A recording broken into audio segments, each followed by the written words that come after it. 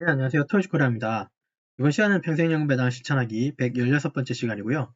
미국 배당 ETF 소수점 매수일지, SCHD, DIA, PDI, 3종 분할 매수 전략, 세상에 공짜 점심은 없다. 하지만 한 방만 아니면 된다라는 뜻으로 의미로 영상 찍게 됐고요.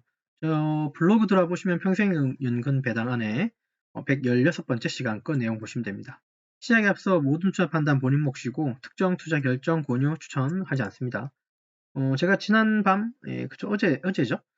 제가 추가 매수한 슈드, 디아, 그 다음에 PDI, ETF 요 세 가지가 있는데요. 요 관련해서 말씀드리겠습니다. 우선 요건 이제 종합이죠. 요 종합은 제 엑셀 표로 이제 이렇게 만들어 놓은 요 부분을 요 화면으로 보고 있는 겁니다. 슈드하고 PDI, 그 다음에 디아, 요거 각각을 추가 매수했고요. 이거 이렇게 한번 잘 안 보이네.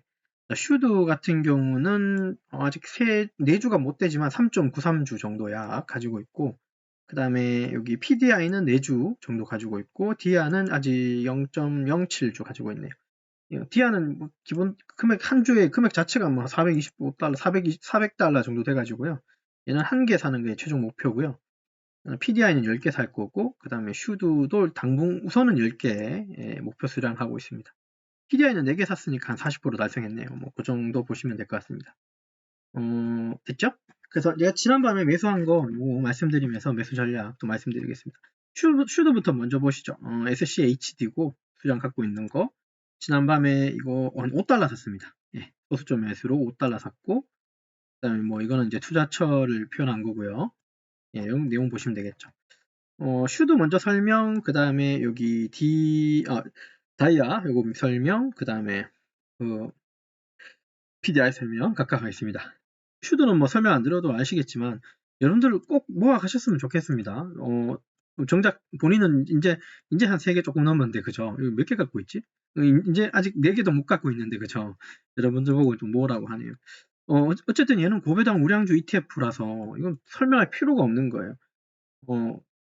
이 주식 좀 중요합니다. 중요하다고 저는 판단들어요. 사실 정답은 정해져 있긴 합니다. 이거라고. 하지만 뭐 세상에 주식이라는 게 단 한 가지만 세상에 오르는 주식은 또 없고 또 단 한 가지만 또 떨어지는 주식은 또 없기 때문에 분산 투자가 가장 중요하고요. 그중에 좀 으뜸이라고 생각됩니다. 예, 저도 인정합니다, 이거. 그러나 여기 얘는 제가 그쵸? 분기 배당이라서 딴 건 모르겠는데 분기 배당은 석 달에 한 번씩밖에 안 주기 때문에 그죠. 제가 여기를 완벽하게 사랑한다 이렇게 완벽하게 추천합니다라고는 말을 못 하겠어요. 우리나라에 보면 코덱스 미국 다우배당 뭐 미국 존스 다우배당 있잖아요. 미국 다우배당 존스인가요? 미안합니다. 잠깐만요. 코덱스 거 있죠? 그죠. 미국 배당 다우존스 이게 이제 월 배당이니까 뭐 슈드를 모으시든 이걸 모으시든 어떤 걸 뭐 하나 기준 잡으셔서 뭐 가시면 뭐 후회 없을 것 같습니다. 뭐 그런 거 좀 말씀드려보고 우량 배당 그 성장주 중심으로 분산 투자되어 있는 게 되게 안정적이라고 볼 수 있습니다. 그래서 배당주 ETF의 클래식이라고 생각하고 장기 보유에 진짜 적합한 코어 자산이라고 저도 믿어 의심치 않습니다.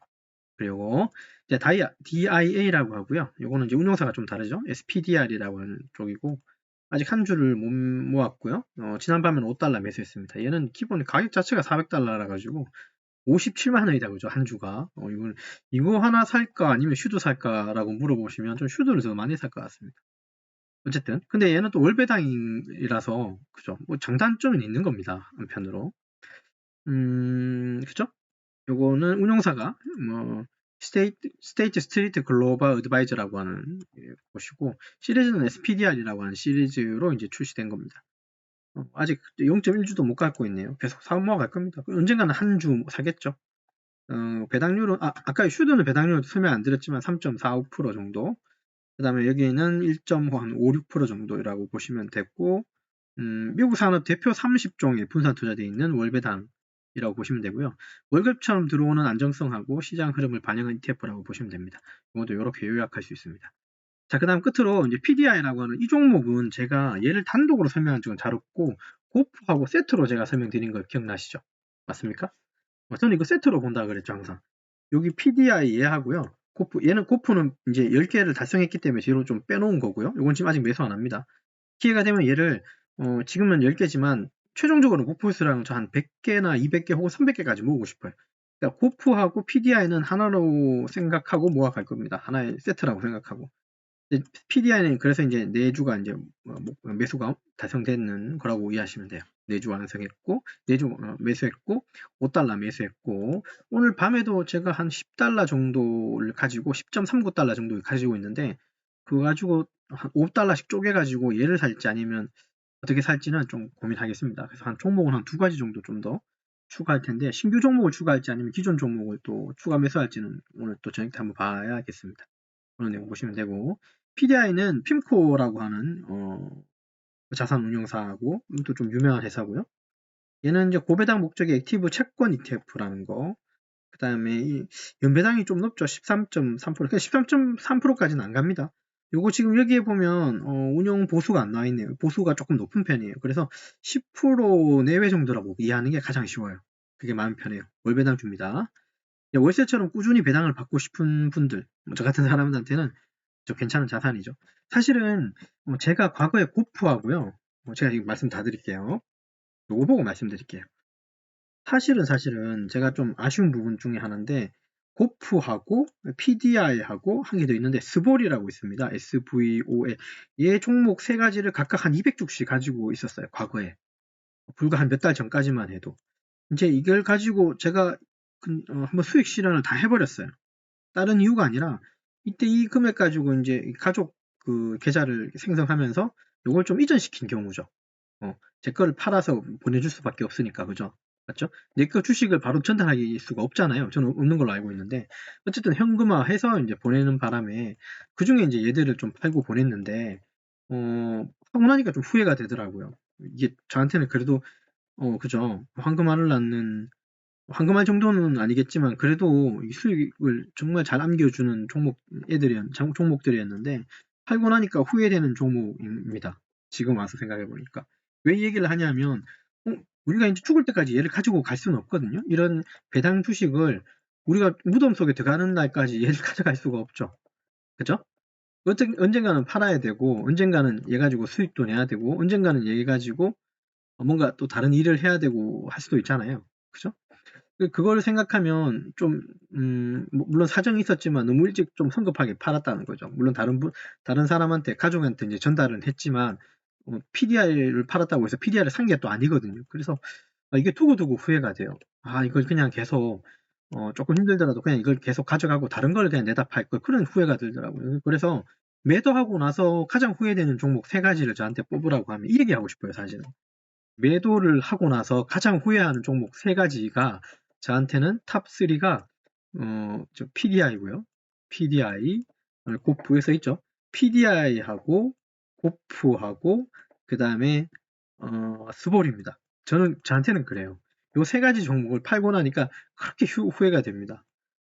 물론 다시 모아갈 수는 있는데 또 이게 또 모아가려면 또 시간이 걸리죠.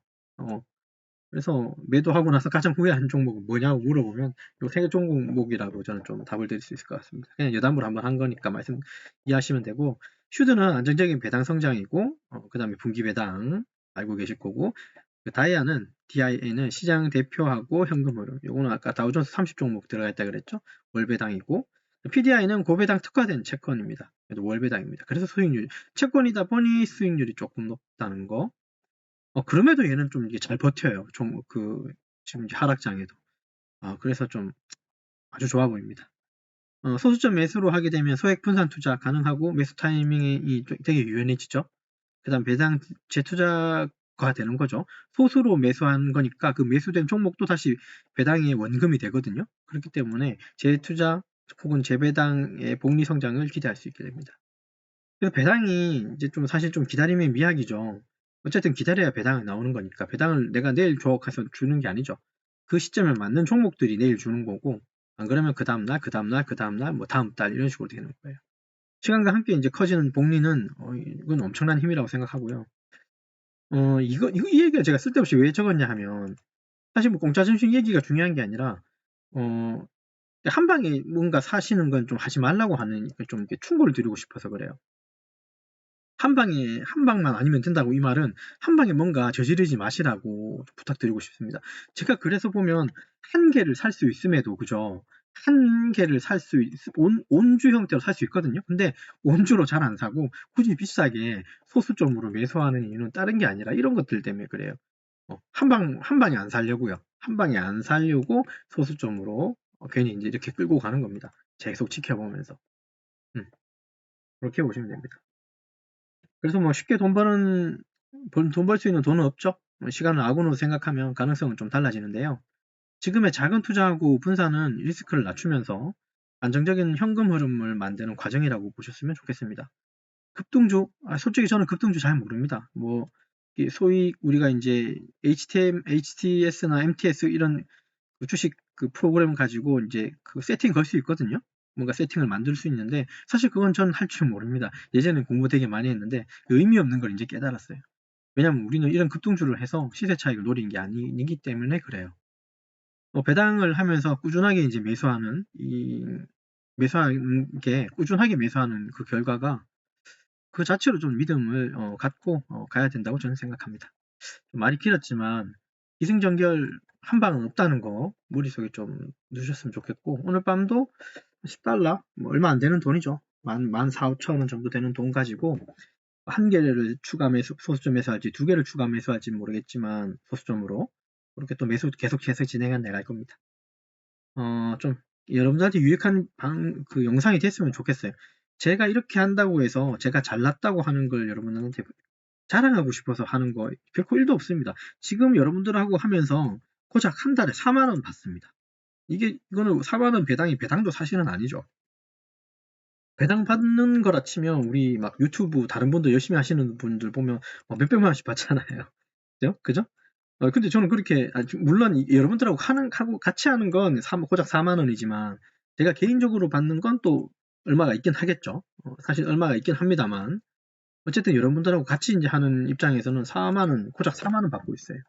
그러니까 이걸 자랑하려고 하는 게 아니라 저를 통해서 혹은 제 방송을 통해서 이렇게 투자에 대한 관심을 좀 가지셨으면 좋겠습니다. 어차피 투자하실 거죠? 월급 받으시는 여러분들 구독자분들께서는 월급만으로 생활이 가능하시다면 투자 안 하셔도 됩니다.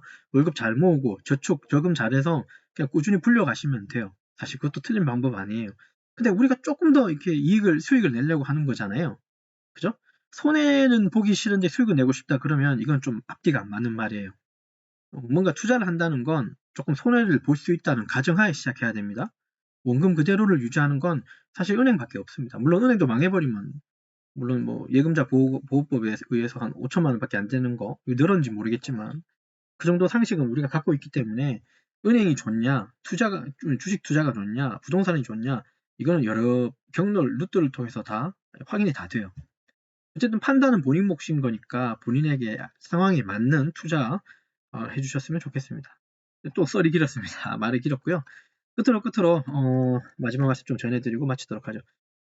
모든 투자 판단 결국은 본인 몫입니다. 남을 탈 필요 없고 오바도 하지 마십시오. 꼭 성공 투자해 주시고 영상 끝까지 시청해 주셔서 대단히 감사합니다.